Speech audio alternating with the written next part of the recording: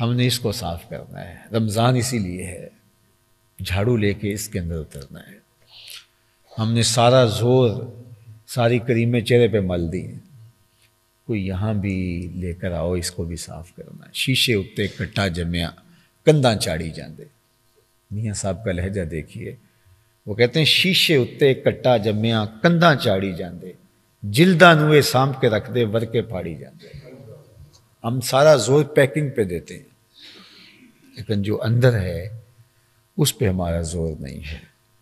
تو یہ دل شفاف ہو، دل ستھرا ہو، ہمارا چہرہ بھی اچھا ہو، ہمارا لباس بھی اچھا ہو۔ میں نہیں کہتا بال بکھرے نہ ہو، من کان لہو شار فلیکرم ہو، فرمایا جو بال رکھے اس کو چاہیے پھر سنوار کے رکھے، الجھے ہوئے نہ رکھے۔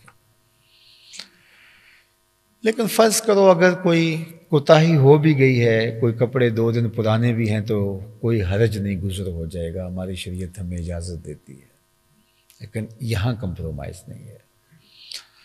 میاں صاحب وہ سلطان باہو نے کہا تھا کہ دل کالے نالوں منہ کالا چنگا، جے کو یہ رمز پچھانے ہو۔ اصل تو صفائی اندر کی ہے، باطن کی ہے۔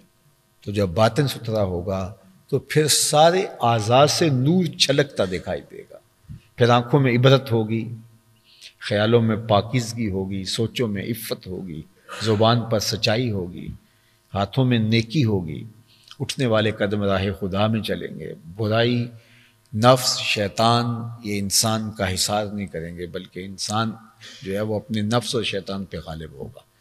تو اس لیے اس قلب کی اصلاح بہت ضروری ہے، اور پھر جب یہ دل صافی ہو جائے گا، مصفہ اور مزکہ ہو جائے گا تقوی کے نور سے، تو پھر زبان سچ کی خوگر ہو جائے گی، اور پھر انسان کا اندر باہر ایک جیسا ہو جائے گا۔ تو فرمایا یا ایھا الذین آمنوا اتقوا اللہ، اے ایمان والو اللہ سے ڈر جاؤ، تقوی اختیار کرو، وقولوا قولا سدیدا، اور سچی بات کرنے کا مزاج پیدا کرو، ہمیشہ سچ